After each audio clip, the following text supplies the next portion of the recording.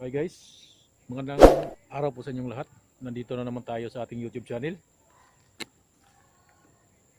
Paki-subscribe na lang, like and share. May gusto na mag-subscribe, subscribe na lang po kayo. And ring your notification bell para updated kayo sa ating video. Ang ituturo ko po sa inyo ngayon ay tungkol po sa pagpunla po natin ng suha, buto ng suha po. Ipupunla po natin yung buto ng suha. Ayan po siya mga guys.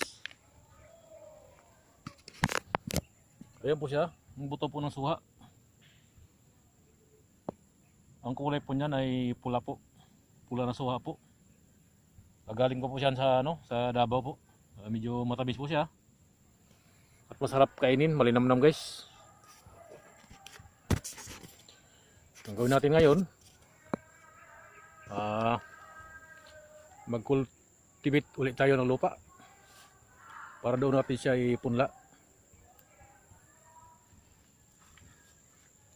So guys, cultivate tayo dito.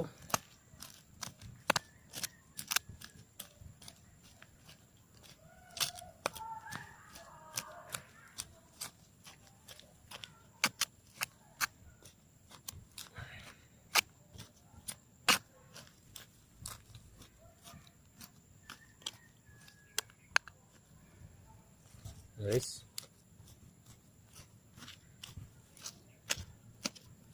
so makikita nyo po yung lupa po dito sa amin ay may itim po, may itim siya. Ibig sabihin yan, mataba po na lupa guys. Ililipat na natin siya guys. Yan, ililipat natin yan guys, huli-hulay natin siya. Kasi pag hindi mo hiwalay-hiwalay yan guys, pangit yung tubo niya, magdikit-dikit. Kaya po, ang payo ko po sa inyo, pag magpunla kayo ng mga buto, ihiwalay-hiwalay ninyo. Ayan po guys.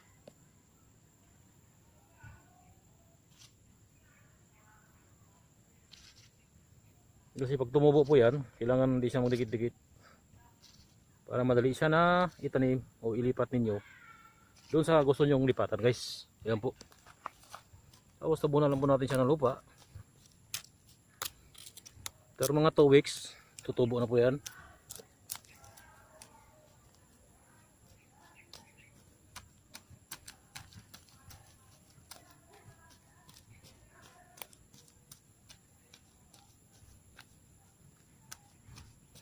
Ayan po. Medyo basa-basa pa po yung lupa kasi umulan po dito kanina.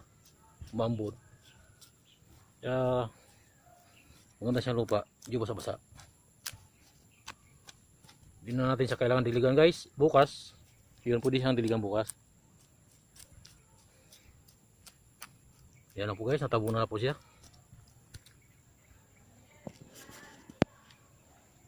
Marami pong salamat sa inyong panonood, sa inyong panahon. Subscribe na lang, like, share ang video ito kung nagustuhan nyo, and ring your notification bell para po sa updated po kayo sa ating video. Hanggang dito na lang po, maraming salamat.